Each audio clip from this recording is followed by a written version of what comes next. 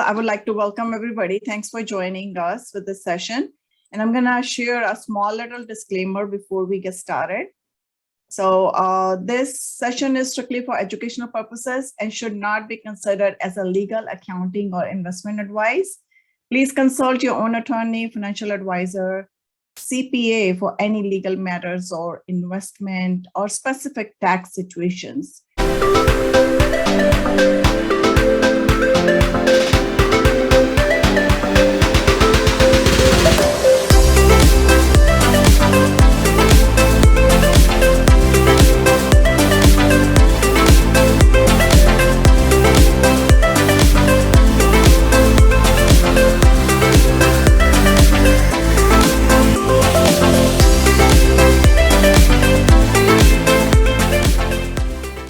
Today, our topic is real estate syndication and legally raising capital. And our special guest is Kim Lisa Taylor. She's a nationally recognized corporate securities attorney, speaker, and author of #1 Amazon selling book, How to Legally Raise Private Money. She's the founder of Syndication Attorneys, PLLC, and InvestorMarketingMaterials.com. She has been the responsible attorney for hundreds of securities offerings. Welcome, Kim. I'm super excited to have you today. Hey, thank you so much, Pinky. It's always fun to speak with you. Thank you. Likewise. And another item I wanted to mention is if you have any questions, please put your questions in the Q&A box so that we can answer as we go along. So, Kim, all yours. Okay, I am going to go ahead and start the slide presentation. And can you tell me, are you seeing the presenter slide or the correct? I don't see anything yet. Oh, well, okay, that's because I didn't share. Hold on. Share first. Okay, now I'm going to start.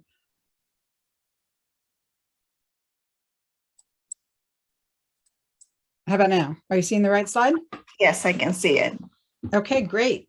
So thank you, everybody, for sitting in with me today. Some of you may have seen me speak before, but it's probably good to hear it again. There's a lot of information in these slide presentations, so I'm hoping that every time you hear about it, you learn a little bit more. It sinks in a little deeper, and the whole point of learning is to gain confidence so that you can go out and legally raise private money, and you don't have to worry that you're breaking any rules because you feel like you understand them. So that's the whole point of today's presentation. So we're trying to take the fear out of raising private money with knowledge. Our disclaimer, pretty much the same as Venky's. This is for informational purposes only. There's no guarantees. The results depend on you. This is not legal advice. We don't have an attorney-client relationship unless you are signed up as a client of our firm. And but we would love to have you as clients of our firm. And we'll talk to you about ways that you can participate with us low cost, even before you have a syndication. I am a #1 best-selling author. I did author the book, How to Legally Raise Private Money. I wrote the whole thing myself. I wrote it in plain English so that everybody could understand what you need to do to be able to do this legally and without fear. I am the founder of Syndication Attorneys, PLLC. I also was a partner in 2 former Securities California law firms that no longer exist. My husband and I did syndicate a 27-unit apartment complex with some friends, and we owned it for 9 years and sold it in 2019. I also used to be a property manager. I used to manage a 264-unit multifamily property in Southern California. I am a licensed real estate broker in Florida, formerly in California, and then I've also gone through some courses with Richard Wilson's Family Office Club to become a certified capital raiser. So I have helped hundreds of people. I think the count is somewhere like 400 clients, probably more than that now. Over the course of my career, I've been doing this since 2008. The offerings we've written have helped people raise well over $1 billion in order to buy 3 times that much real estate. So first, let's talk about what you need to know to legally raise private money. So it seems really complicated, but there's really just three things. So think of it like learning to drive, right? When you learn to drive, you need to learn how to, to abide by the road signs so that you stop when you're supposed to, you yield when you're supposed to, you don't get in an accident. You also need to learn how to get from here to there. So you need to learn how to read a map, or at least we used to learn how to read maps. Now you have navigation, but still sometimes maps are helpful, or even just, looking things up on your phone and figuring out where you have to turn. You still got to figure out how to navigate. I know what happened. I was trying to set up. Are you okay?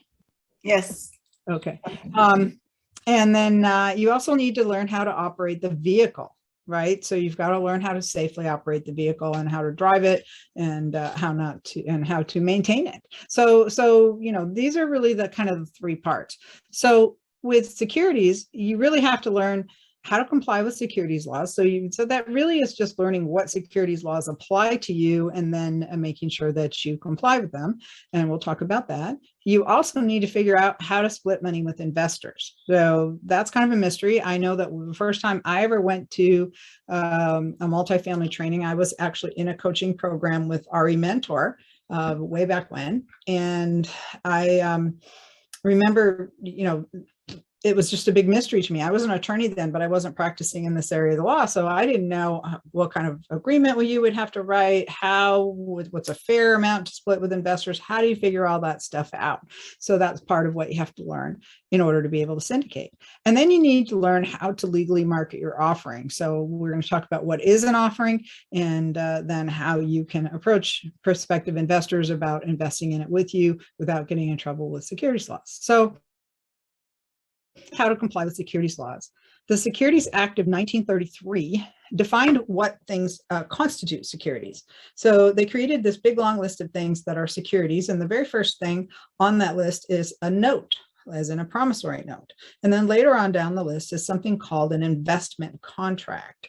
And those are the two that primarily pertain to real estate investors. When you get into the big, lending world and institutional loans and stuff like that, there's a whole lot of other things that comply. But for basic, everyday investors, you're dealing with either promissory notes or investment contracts. The Securities Act of 1933 also required that you disclose all the material facts that your investors need to make informed consent. And so before they make their investment decision, they have to know everything, good and bad, risks about that deal. They have to know things about you. So, if there's anything in your past that would, affect their buying decision, you have to disclose it. If there's anything about the property that could affect their investing decision, then you have to disclose it. So they're really looking for the same kind of information that you're gathering when you're conducting due diligence. They're just looking for you to do it on their behalf, and then to present them with that information so that they can make their own informed decision. And then also the Securities Act imposed penalties for non-compliance. So one thing that the Securities Act of 1933 did is it said that the offer or sale, so it's either the offer, so just asking somebody to invest with you is regulated, or the sale of securities must be either registered or exempt from registration. Well, registered means that you're going to go through a pre-approval process with the regulatory agencies and get their blessing and get their buy-off. They'll allow you then to offer your securities to the general public. So this is what people do when they do an initial public offering or when they take their company public. So that's actually the registration process that they're going through. And then once you become a registered company, then you have some ongoing reporting obligations and things like that. Some of you may have heard, a couple of years ago, Elon Musk was getting in trouble with the SEC all the time because he'd tweet something about his company that would affect stock prices. So there's all kinds of regulations that come into play about what you can say and what you can't say about your securities when you're a registered company. So registration is a big ordeal, and it doesn't work for real estate investors because you don't have time. A registration is going to take you 6 to 12 months, whereas, you've got to close on this property within, 60 to 90 days, and maybe 120 days if you can get an extension. So you need to find an alternative. And so the alternative is that you can qualify for an exemption from registration. So first, let's understand what's an offer.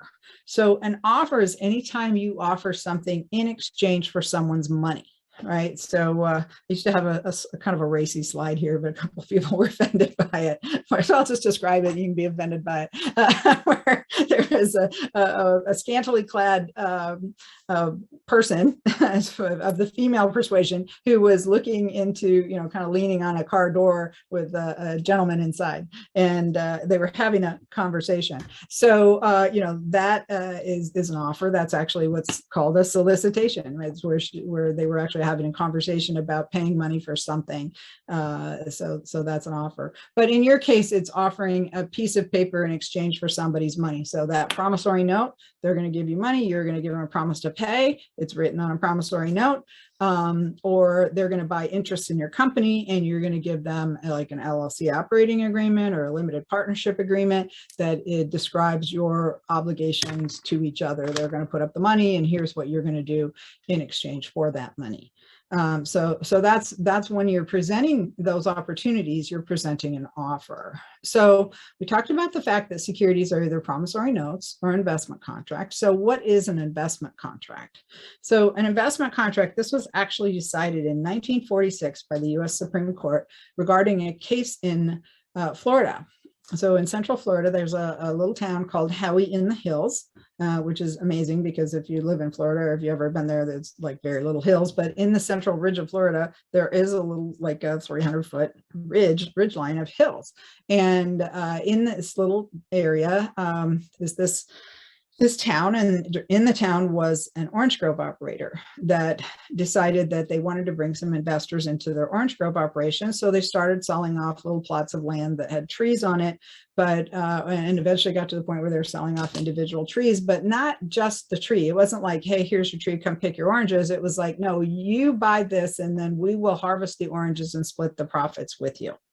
And so that went well for a period of time. And then eventually the orange grove operator either wanted to retire or decided they didn't want to do it anymore. So they started sending letters to people saying, here's your tree, here's your plot of land. And the investor said, that's not what we bought. We didn't buy a tree. I didn't buy a plot of land. I bought an investment contract with the understanding that you were going to harvest the oranges and share the profits with me. So out of that came this definition of what is an investment contract. And so ultimately what it is, it's an investment of money in a common enterprise with an expectation of profits based solely on the efforts of the promoter. So that's called the four-prong Howey test. You guys can look up that case if you want to read about it. But so investment of money in a common enterprise with an expectation of profits based solely on the efforts of the promoter. So another way to say that is anytime you have passive investors that are looking to you to generate the profit, or you're taking control of their money, and they're relying on you to give back their money plus profit, then you are selling investment contracts. So some examples of that are interest in a limited liability company, interest in a limited partnership, corporate shares or stock, or just any kind of passive investment. So what is syndication? You hear that word a lot. And then of course the name of our firm, Syndication Attorneys. What does that mean? Well, a syndication is really just organizing a group for a common purpose, to promote a common interest, or to carry out a particular business transaction. So it's really just pooling resources. Some people are pooling time, some people are pooling money, some people are pooling knowledge, and you're putting all that together in order to accomplish a common goal. So that is syndication. Syndication doesn't work just in real estate. You could syndicate a plane, a yacht, anything that you can imagine can be syndicated if you need to pool resources and money together in order to accomplish that goal.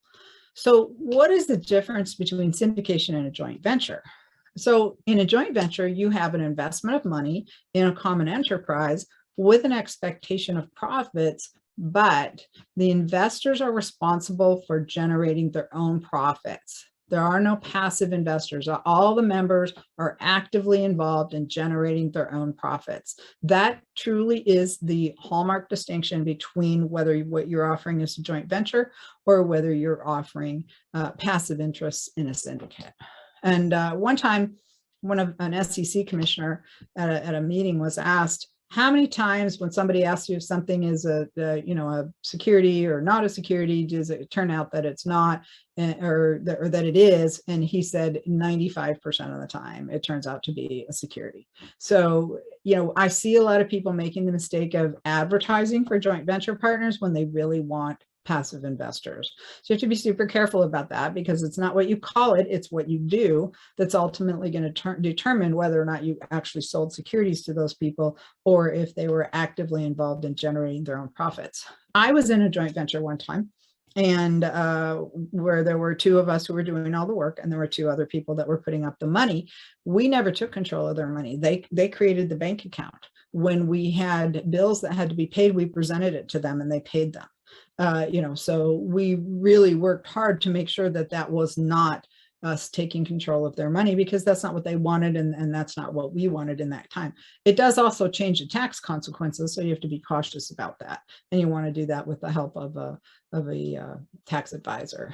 But here's the problem with joint ventures: you have too many people who are making decisions, and if the typical structure that you use for a joint venture is a member managed LLC. So when you're forming an LLC, you can either create it as member managed, or you can create it as manager managed. And if it's member managed, that's what you use for a joint venture. And in that case, all of the members are considered to be managing members. They all have the right to contractually bind the company, to open and close bank accounts, to make all decisions related to management of that company. So the magic number for joint ventures is 5. Anything above 5 is doomed to fail. And that's just based on my own personal experience. So 5 or less in a joint venture seems to work. 5 or more in a joint venture, I've seen that end badly many times, and the worst case scenario ended in litigation immediately after the property closed. So, you've got to be careful about putting too many people into a joint venture. It just doesn't work. There's just too many opinions, and you never get anything done. So there's 3 types of securities offerings. So when you're offering these securities, these investment contracts to investors, that's called a securities offering. We call it a syndicate. A syndicate really just describes the whole structure that we're putting together, but the offering documents themselves that we're creating are called a securities offering. So there's 3 types of securities offering. There's a registered offering, there's an exempt offering, and then there's illegal offerings. So if somebody approaches you and asks you for money, then they should be able to tell you what exemption they're following, and they should know the citation and the legal citation and the code number for it. If they don't know, then they probably don't know what they're doing, and you want to be very careful about that, because there's really only 4 kinds of people that don't follow securities laws. There's people that don't know. So none of you who are on here today can fall into that category anymore. There are people who don't care, and there's people who are in denial. I've talked to several people over the years that have come to me and just said, oh, we just put together, limited partnerships. And I've had a bunch of real estate attorneys tell me that, oh, we just put together limited partnerships. We just draft this, we just draft that. They don't know that they're violating securities laws by doing that. And that there's a specific rules that they have to follow in order to be able to do that. But then there's also those people who actually have been one of those other things and gotten caught. They're now in jail. There are a lot of people in jail for securities fraud or securities violations. Bernie Madoff was one of them. That's certainly the most famous case. But you've also probably heard of Charles Ponzi schemes. That's where you're raising money from new investors to pay back old investors because the investment scheme that you had them invest in wasn't viable enough to pay them back what you promised. So when do you need to file a securities law? So anytime you're raising money from passive investors, okay?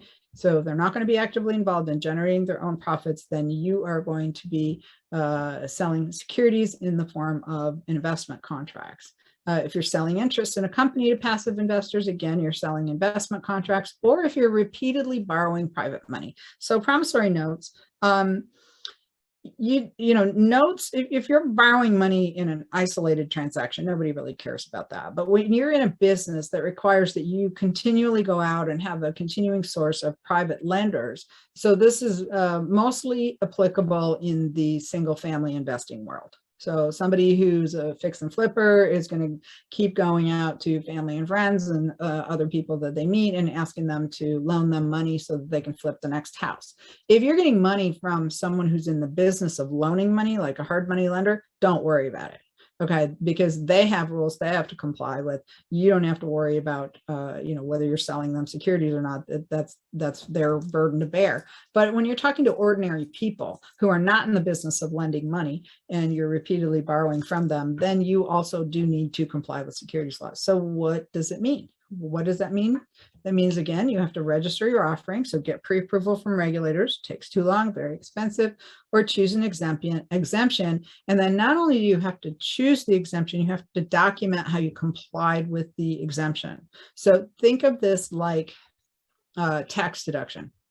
With a tax deduction, you can fill out your IRS forms and you can, you're going to answer probably a series of questions like on TurboTax or something like that. And then, because of those questions, they're going to say, oh, you're entitled to this exemption or that exemption. And that's all fine unless you get audited.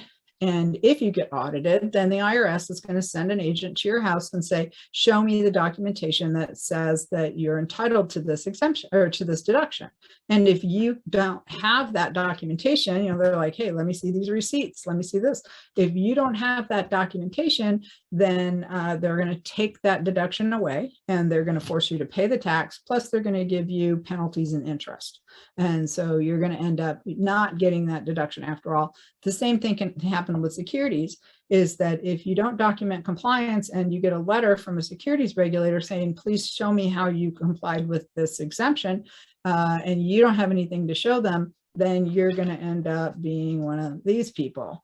But if you do have a whole bunch of paperwork to show them because you documented how you complied with that, then you're going to be fine. You're going to be in good shape. And, securities agencies, there's the Securities and Exchange Commission. That's the Federal Securities Agency. But then every state has its own securities agency.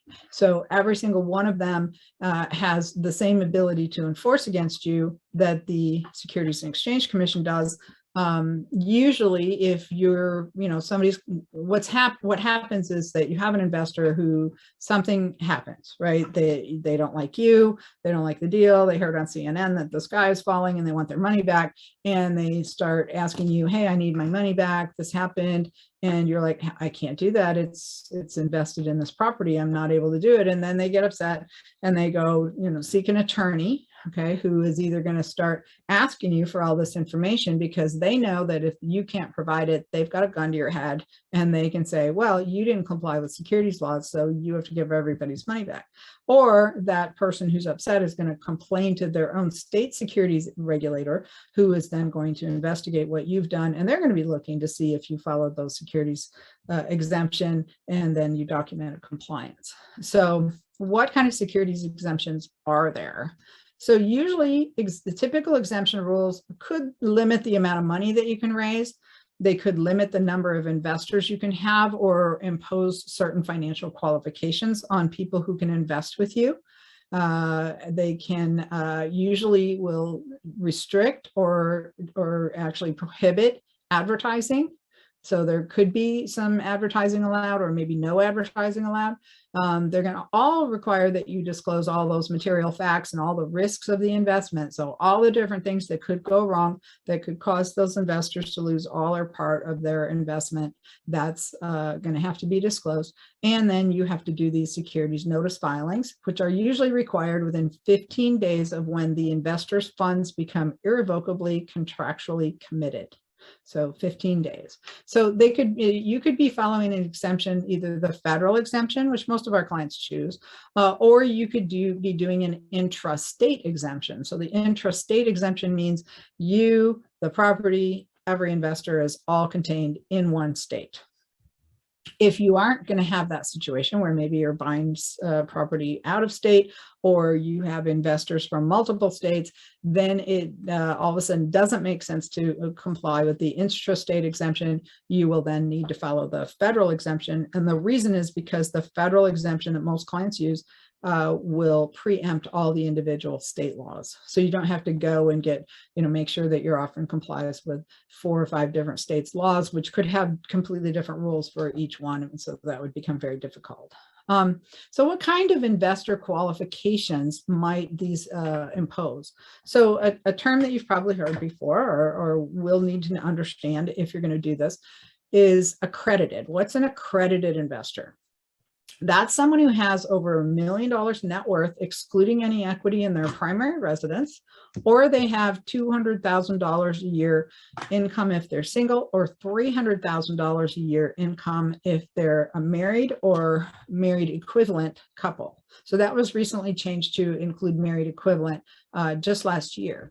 Also, there are some newer definitions of accredited investors that include people with certain securities licenses, or also knowledgeable employees. So if you have a knowledgeable employee that's working for you on this fund and they understand the fund or your syndicate, then they could qualify as an accredited investor. But also there's an exemption that applies to the members of your management team. So any officer, director, or person involved in management of that syndicate is by definition an accredited investor, so you can invest in your own deals, but you're only accredited for purposes of your own deal. It's not like, oh, I was the manager of this, so I can go invest in somebody else's deal as an accredited investor.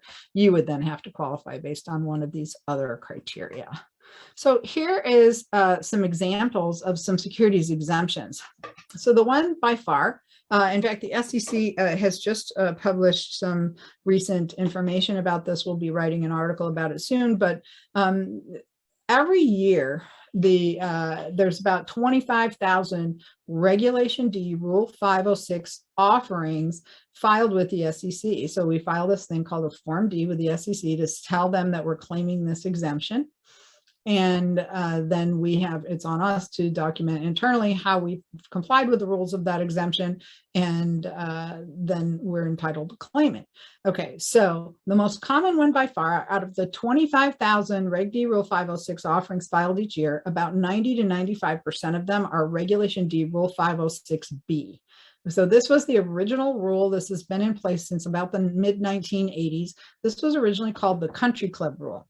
And the reason they called it that was because people, who were hanging out in the country clubs are like, hey, what are you investing? Oh, I'm buying this apartment complex. Hey, I want in on that, right? And so at that time, there was no other way for them to do that without either doing a joint venture or doing this registration process, which was way too onerous. So the SEC came out with this, well, you can do this private offering. So as long as we make sure that the people that invest with you meet some certain minimum financial qualifications, that they know you, they know who you are, and then we'll allow you to do these limited private offerings. So what are the rules? So there is no dollar limit. So you can raise $1 billion with it if you wanted to, but in order to do that, you'd have to know a whole lot of people. There is no general advertising or solicitation to the public allowed in a Reg D Rule 506B offering. So that means that in order to prove that you didn't advertise, you have to be able to show that you had a pre-existing substantive relationship with that person. Pre-existing means it predated your offer to them. Substantive means you had to have had a conversation with them about their suitability to be in your deal. You want to make sure you're not taking somebody's last money, that they could afford to lose the money, that they've invested in other things before. They're capable of understanding the offering documents, either by their own past experience, their education, or the assistance of an investment advisor. There is an article, if you go to syndicationattorneys.com and go into our library and select articles, the very first article there is called How to Create a Substantive Relationship. I recommend everybody should read that article because it really lays out what the SEC says is necessary to demonstrate that pre-existing substantive relationship. And it even has some example questions that you could ask your prospective investors. So according to the SEC, until you've established this substantive relationship, you can't make offers to people. So just because you've known someone for a long time, or they've been on your mailing list, or they're in your meetup, doesn't mean that you know the right information about them to have a substantive relationship to be able to offer them investment opportunities. So you've got to take the time and lay the groundwork, develop that relationship. So for Reg D Rule 506B, you can have an unlimited number of accredited investors and up to 35 non-accredited but sophisticated investors. So sophisticated, again, means somebody who by themselves or with the help of an investment advisor has the background, experience, or education to be able to understand the merits and risks of the offering and whether it's appropriate for their portfolio. So I know that's kind of a mouthful, but it's more than just somebody with a job and some savings. So they have to have maybe their other people that constantly attend Vinky's podcast, right? And they, they've been following some real estate trainers or some other thing that made them sophisticated. You can actually make sophisticated people by teaching them yourself, but you do have to have kind of a prescribed educational program that you would have to walk them through and have a way to demonstrate that they actually did participate. This is how a lot of these real estate training companies, RE Mentor, Jake and Gino, Rod Cleve, Joe Fairless, Michael Blank, all these guys, they originally started out by like, oh, I have to teach people how to be sophisticated. And the next thing they learned is that, hey, this is a big business. We should just go in the training business. While they're still investing, they're constantly building their database of prospective investors, and they're developing relationships with them, and they're making them sophisticated. So not suggesting that you have to go through that level of effort to make people sophisticated, but you do have to make sure that the people who invest with you are sophisticated. And there's nothing that beats face-to-face, in-person, connections with investors. So, trying to find people through search engine optimization or on LinkedIn or all of that, that's all well and fine, but you've got to at least have a Zoom call so you can get face-to-face with someone, at least have phone calls. The more that you can do in person in your own community and widen your network of investors from your own circle of influence is going to serve you the best over your syndication career. Okay, securities notice filings, we talked about these, they have to be filed. And then if you are going to have even one non-accredited investor in your deal, then you have to have a private placement memorandum. And so that's the disclosure document that describes all the risks. If you have only accredited investors in your deal, you're not required to have a private placement memorandum, but you are still required to disclose all the material facts. So you might want to think about that. If you only have, 2 to 4 people that you know extremely well, they completely understand your business, it's probably okay not to have a private placement memorandum, also known as a PPM, or an offering circular. But if you're going to have more than that, then you're going to want to have a private placement memorandum. And the reason is because it protects you. It protects you in the way that if something happens at the property that causes somebody to lose all or part of their money, and you've warned them about it in the PPM, then they've assumed that risk.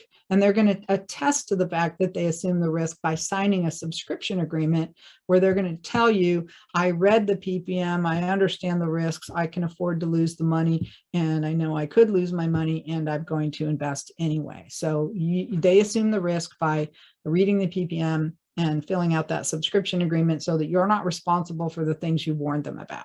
Now, you're always going to be responsible if you break the law.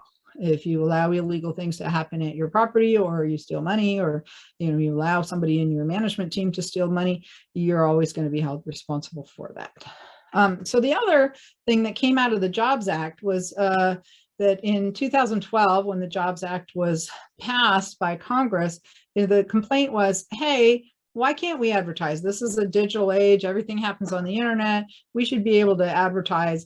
And the SEC relented a little bit and said, okay, fine. as long as the only people that invest with you are verified, accredited investors, then we will allow you to advertise. So the investors in the Rule 506B offering, they can self-certify. They fill out the subscription agreement. We give them definitions. They say, yep, I meet this, this, this, and this. In the Rule 506C, they actually have to show their financial statements or their income statements to someone with a license or to you, but it has to be documented what you looked at and how you determined that they're accredited. And now, as of last December, if someone does get verified as an accredited investor with you, that verification is good for 5 years with you. Doesn't mean you can take somebody, you know, their verification for somebody else's deal and use it on your deal. You need them to verify for you. But in you know, subsequent offerings, then you would just ask them to attest that they still meet the financial qualifications from before. So with you can have an unlimited number of verified accredited investors. There's no dollar limit on how much you can raise with a Rule 506C offering. You can use a crowdfunding platform, which could be your own website. You could, there are crowdfunding platforms that will actually bring investors to you for a fee, but they're very, very selective about who they'll take. And they want people who've done, you know, like 5 or 10 deals start to finish before they'll even let you on their platforms. Still have to do the filings and the disclosure documents. We routinely recommend that if you're advertising for investors, that you really need to ask, you need to have a private placement memorandum because that's protects you again. Okay, and I just put the Florida private offering statute in the California. I happen to be licensed both in Florida and California. So we do federal offerings in any state. We're able to help clients all over with the federal offerings. And then we can also help you intrastate for Florida or California offerings. So there are some private offering. These would be those intrastate exemptions where everything's contained in the state.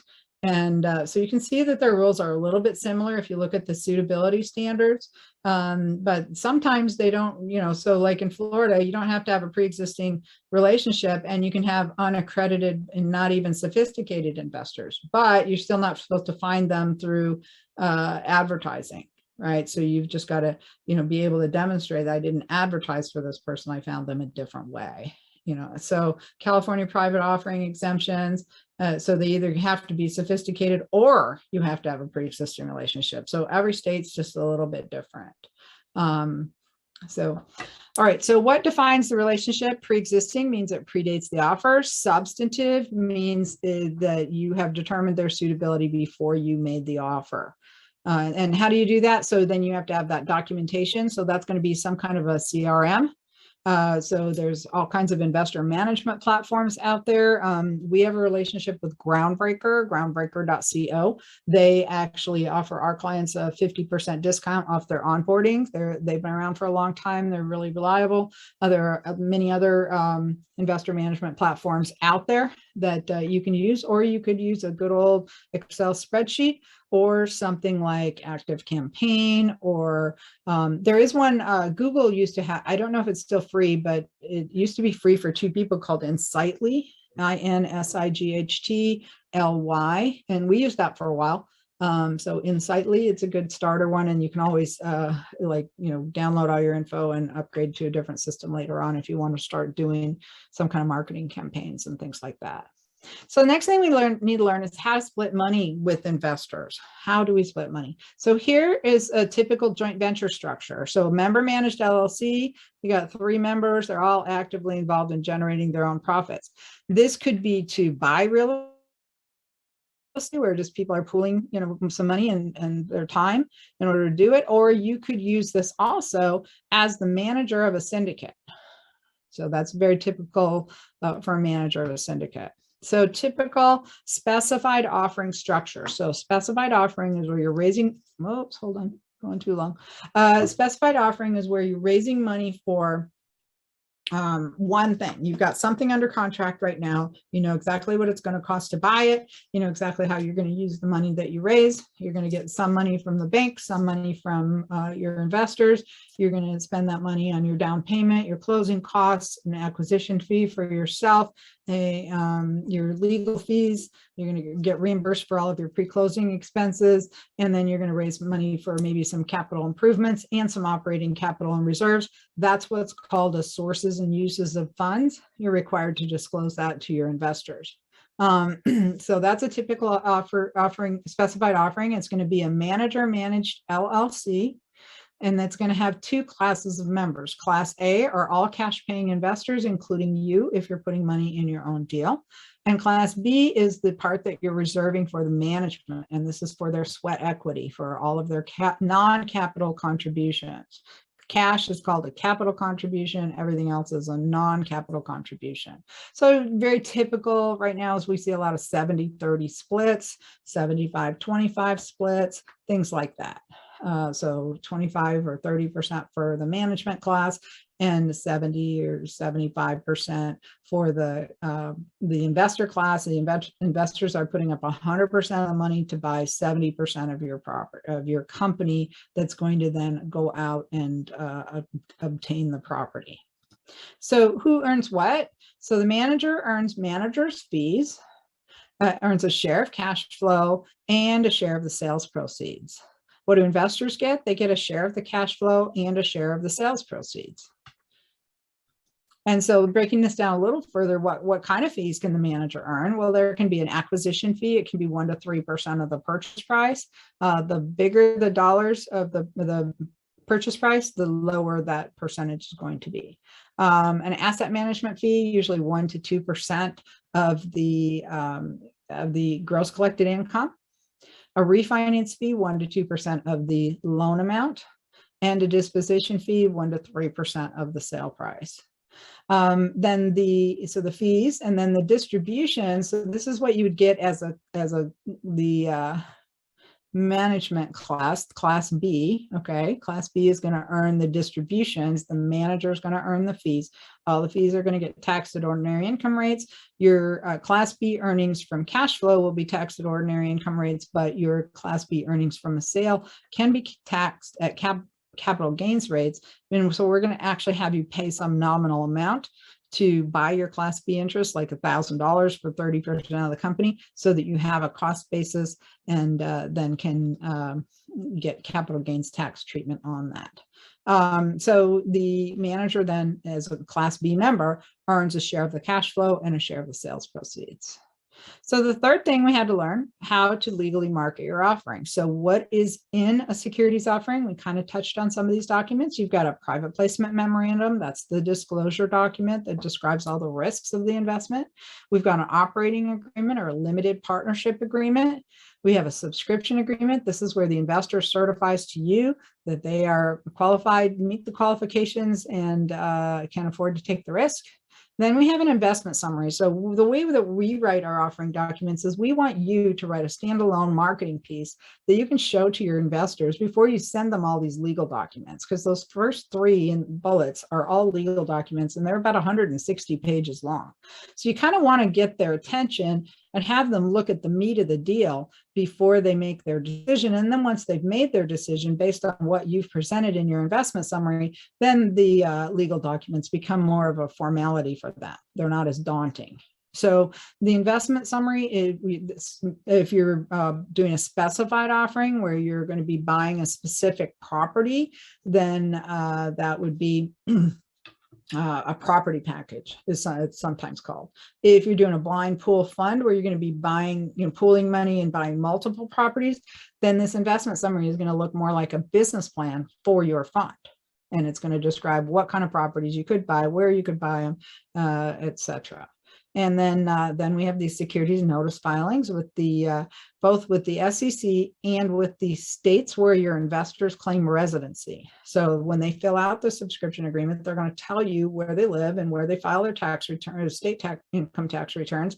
And then we're going to notify those state securities agencies that you sold securities in their jurisdiction. And that also gives those agencies jurisdiction over you, so that if you violate this federal law, that's not probably the SEC that's going to come after you. It's going to be a state securities agency. The states have the budget and the money and the people to go after smaller securities violations. The SEC, as near as I can tell, they don't really do much until somebody steals about $15 million, it seems. But the state securities agencies can definitely prosecute, and they will. So that's what's in a securities offering. What do you need the money for? Down payment, closing costs, capital improvements, manager acquisition fees, legal fees, operating capital, and reserves. So how are you going to market your offering? Well, it depends on what exemption you've selected. And so the reason so when we're interviewing a potential client, someone will come to us and we'll start asking them a series of questions. What are you buying? How much are you raising? Do you think you know enough people that you won't have to advertise? Or, do you think some of your investors might be non-accredited? All of our clients start with Reg D Rule 506B offerings. And the reason for that is because they all have family and friends that aren't accredited that would be fine investors and that they want to help out. And so until you get those people invested with you, then you shouldn't be looking at doing 506C offerings. Also, those people will invest with you before you have a track record. When you start advertising, no one's going to invest with you until you can prove a track record. So the first question they'll ask is, how many have you done before? So if you don't have that experience, then you have to bring people into your syndicate management team and that have the right kind of experience so that you can survive that question. The other people, illegal capital raisers. There are a whole lot of people out there that call themselves capital raisers. I will tell you that that technically is an illegal term, unless they have a securities license, and they should not be raising money for other people or advertising themselves as people who can raise money for other people, because the securities exemptions that we're talking about apply to the issuer of the securities. So as long as you're selling your own securities, you don't have to have a securities license. But if you want to sell securities for somebody else and be paid a commission based on the amount of money that you've raised, then you have to have a securities broker dealer license, which is very, very onerous and expensive to obtain. And it will also, you're just basically creating a broker dealer, and then you're going to be in that business and not in the real estate business. So there are no ways for people raising money for others that don't have securities licenses to be compensated based on the amount of money that they've raised. So here's what's illegal is if you hire an unlicensed capital raiser, then you could get charged with paying an unlicensed broker, and you can't pay them a commission, any amount based on the amount of money that they've raised. You can't hire an independent contractor, consultant, or liaison to raise money for you unless they have the right securities license. So you have to be super careful about that. So how do people do this? Well, you bring people into your management team so they become part of the issuer, and you give them compensation that's based on their non-capital contributions to your company other than raising money. Nobody gets compensated for raising money. Everybody should have a job of raising money. It's just a given. So whatever else you do is what you get paid for, and you're going to get a share of the management earnings for doing that. But there should not be any formula associated with, well, I raised $1 million, so we plugged in that number, plus I also did this, and that's how I got my share. You've got to be super careful about that, because that's all going to fall apart if you're ever questioned by a prosecutor on how it was determined what you were earning. So beware of illegal capital raisers. They can cause you to lose your exemption. And if you lose your exemption, then you would have to give everybody's money back without deduction, usually in 30 days. And, that's going to be extremely difficult to do when you have it tied up in a property. You would have to re-syndicate it, and you'd have to confess to all these new investors that you just violated securities laws, and that's why you need the money. All right, so you need to have your own investor marketing plan. All right, so there's two things you need to do to be successful as a syndicator. You need to have a syndication business plan. What are we buying? How are we buying it? Where is it located? What size properties are we buying, etc. You've got to have your syndication business plan.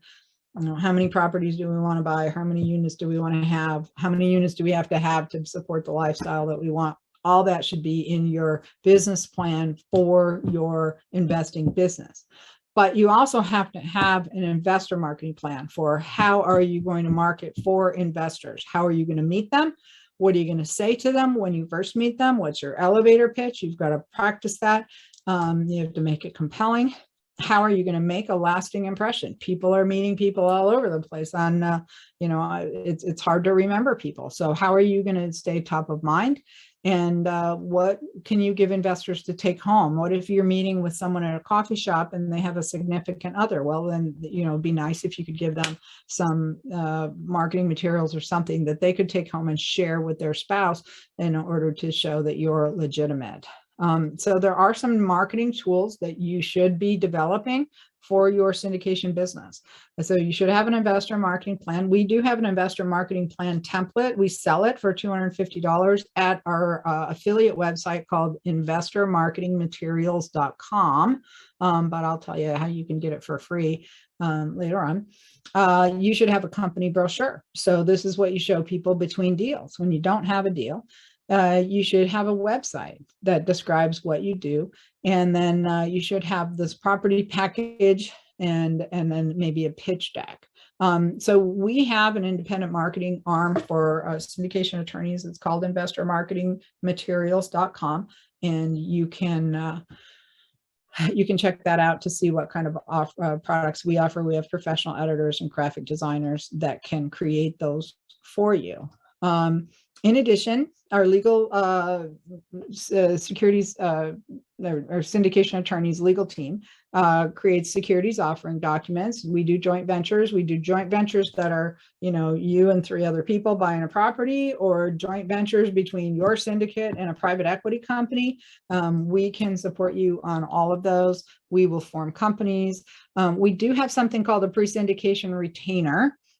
So that's for people that don't have a deal but want to have continued access to us to be able to brainstorm, maybe show us your website or marketing materials that you're creating.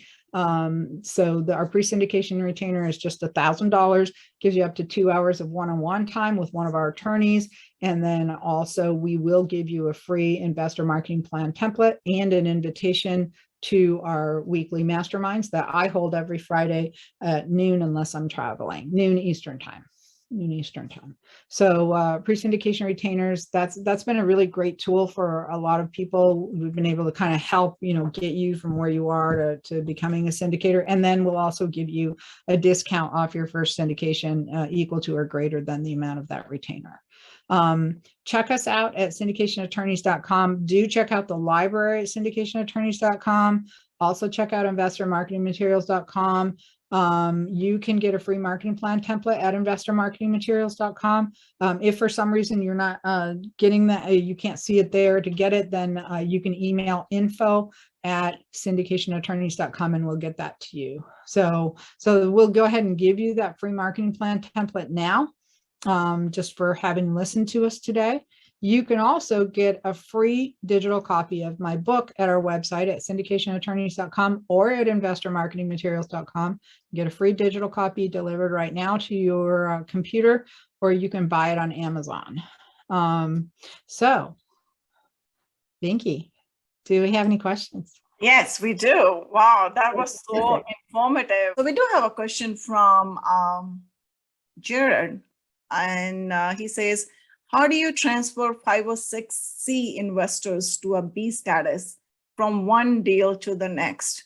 As an example, I'm advertising a deal in Houston on Facebook as a 506C.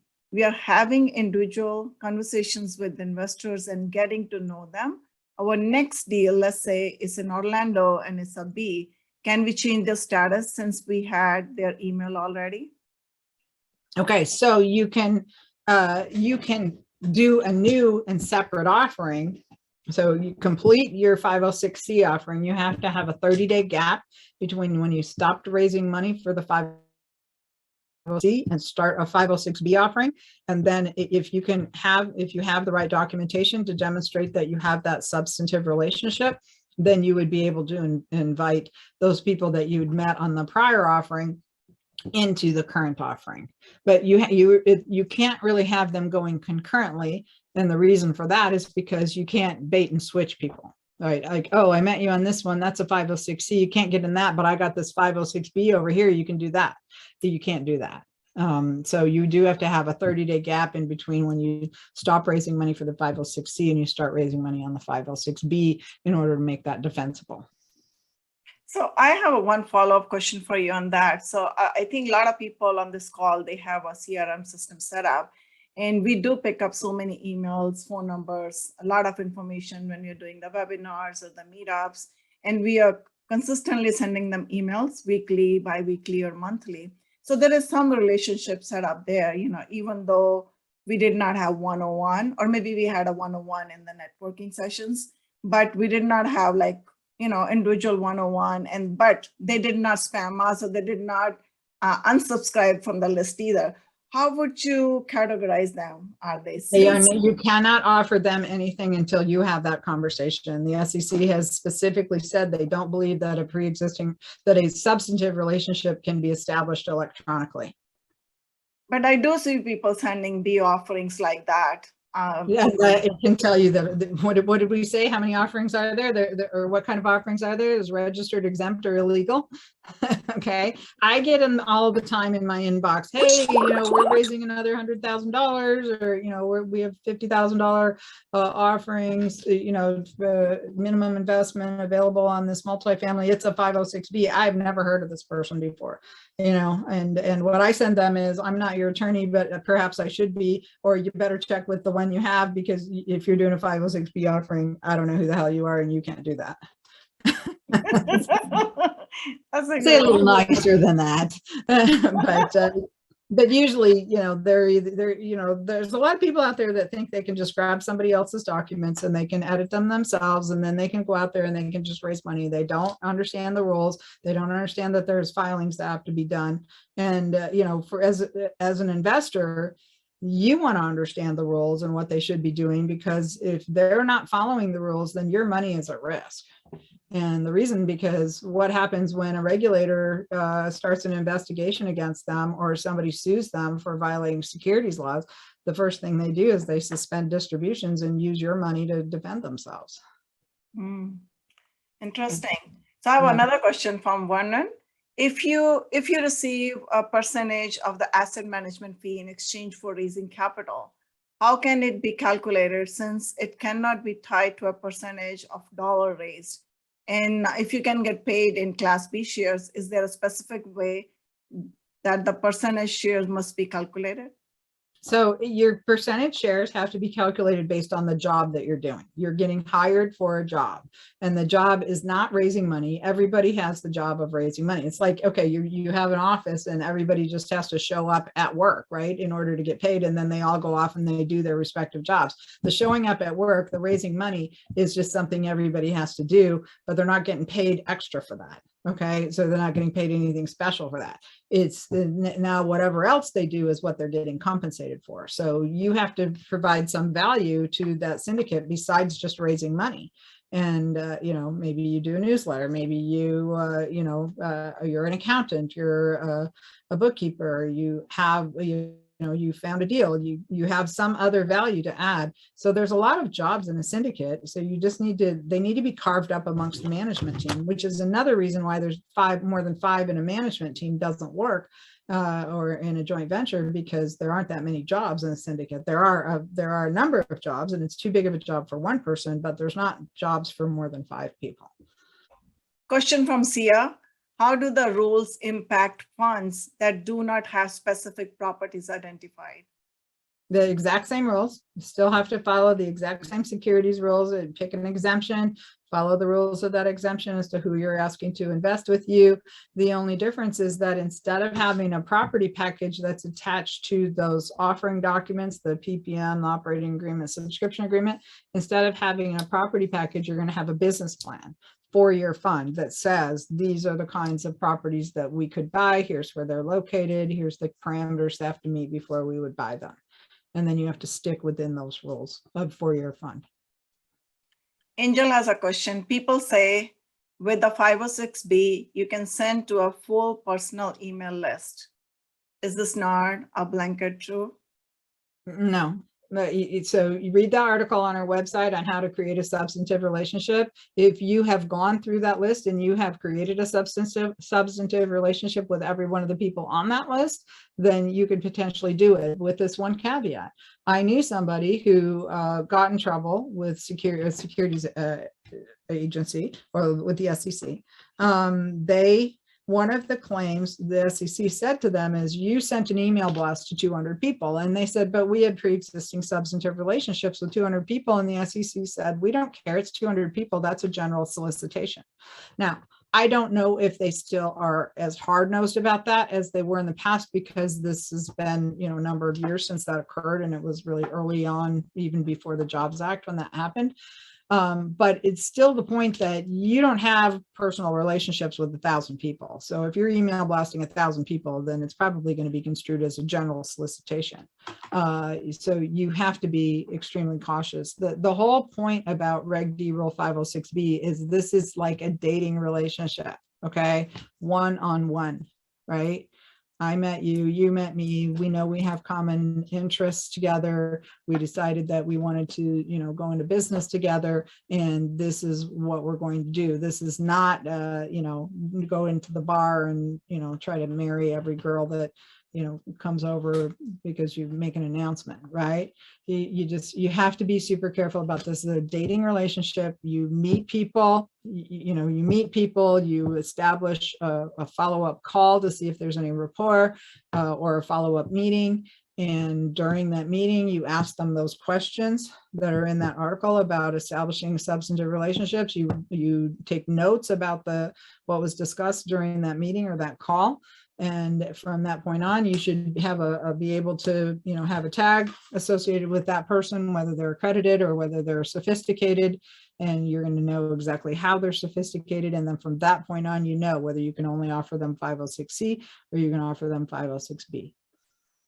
One follow-up question on that. How would somebody know whether we had the relationship with the existing somebody existing in our CRM system or no? Because we've been sending them the email, let's say maybe 100 emails. Well, after that, they invested with us unless somebody reported, right? Well, yeah, but here's the thing. So nothing is wrong until everything goes wrong, right? Right. So all of a sudden your deal starts to tank. Then everybody starts going to their attorney, who says to them, how did you meet this person? Oh, I don't know. I don't even ever, did you ever have a conversation with them? No, I never talked to them. They sent me all these emails, and then finally I just decided to invest with them. They're going to say, well, they didn't do the right thing. They didn't establish this relationship. And, how many people were on these emails? And they're going to, the whole thing starts to unravel. So, again, nothing is wrong until everything goes wrong, and then it all happens at once. And then, you're trying to backtrack and figure out whether you did things right. So the right answer here is not to try to get around the rules, it's try to comply with the rules. And so y'all take your list, write down every single person that and start calling them and start asking them the questions about their suitability, and taking note of whether they're accredited, and if they're not accredited, are they sophisticated and how? And from that point forward, you can send them deals. Before you have that, you cannot send them 506B deals. You could send, so 506C, you can advertise to everybody. You don't have to worry about who you're sending your ad to, right? You can advertise to everybody, but then the only people that can invest in it have to go through the verification process to prove that they're accredited. But, to your previous question, could you meet people who say, well, I'm not accredited, but I sure like this deal? Then what would you say to them? Anytime a stranger asks you, can I invest in this deal? And if it's a 506B, the first answer should always be, I don't have anything I can offer you right now, but I would love to get to know you, because once I get to know you and once we get to know each other, then maybe we'll have something down the road. It's always in the future, something in the future, because your relationship has to predate the offer, and we may have something down the road we could offer you. So let's have that conversation now. How many meetings you need to have in order to establish? Not how many, it's not the quantity of time you've known someone, it's the quality of the relationship. And the quality is established by what you know about that person, but not only what you know about them, what they know about you. All right. So the other reason that you don't want to do just like email blasts, and first of all, it's unrealistic to think you're going to send out, 5,000 emails and people are going to start pouring checks into your mailbox. Right? Because first of all, whoever does send you a check based on that basis, I would be highly suspicious of, because you also have an obligation not to help people launder money, because there's a lot of people in jail for that too. So you need to know who your investors are. You want to make sure that you understand their situation to know if you even want them in your deals. You want to make sure that you're emotionally compatible, right? Because if they're going to be calling you every 5 minutes because they're nervous Nelly or they're freaking out, I had somebody one time who wanted to invest with us and I couldn't stand talking to her. I just, every time she called, it was something about, her manner, her voice, or something that just rubbed me the wrong way. And I just cringed. It's like, okay, so, not fair for her to be an investor with me, and not fair, so you want to make sure people are litigious, right? Some people just go out and they're predatory, right? They look for people they can sue and take advantage of. And you've got to get to know these people to know that you want to invite them into your lives for the next 5 to 7 years. And then they're not going to be wacky and crazy and ruin your life. So, think about that. And so get to know people well enough that you're comfortable having them be in business with you. So another follow-up question on 506C and B is, I have heard of people that start with 506B and then they move to 506C. How does that work? Can it work 506C to B2? The same deal switching, not two different deals. So you cannot go from a 506C to a 506B because you found people by advertising.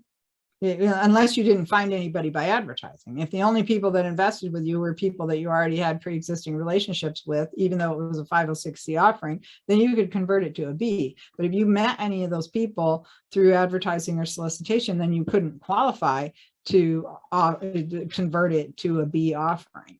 So usually people don't shift midstream, right? Whatever you start with is what you finish with.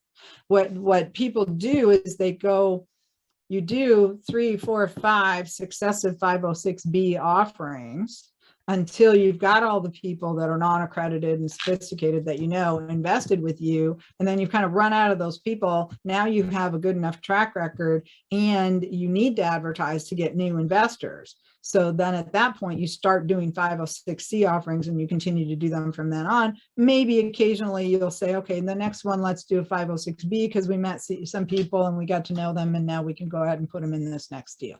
So that's kind of how it's working. But you're not going to start out with one thing and then switch midstream and update your Form D with the SEC and start changing to a new exemption, because that's going to probably, that's like a red flag for the IRS, right?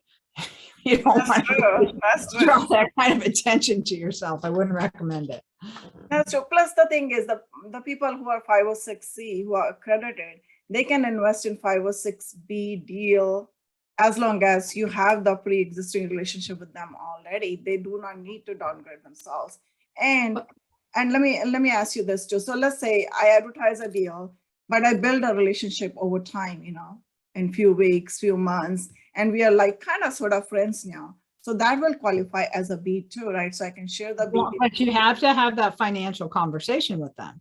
So, just because you've known your aunt for your whole life doesn't mean you've ever asked her about her finances. Just because you've lived next door to someone for a long time doesn't mean you've asked them about their finances. So until you've asked someone about their financial situation, whether they're accredited, if they're not accredited, how are they sophisticated, what kind of time horizon are they looking to, might they be interested in investing with, talking to them about the kind of deals that you do. Does that even sound interesting to them? That's the kind of information you need to know about someone to have that substantive relationship. Substantive means I understand their finances and whether they're qualified to be in my deal or whether I want them in my deal.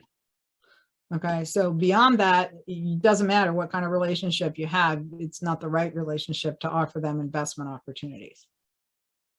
Okay, so another question I have for you is, if you introduce a sponsor to a large private equity fund, is there anything preventing the fund from paying a flat fee for the intro? So nobody really pays attention to that so much because it's a large fund, right? And they can pay whatever they want. And, so the whole point of the securities laws, the Reg D Rule 506B and C, is to protect what the SEC calls retail investors.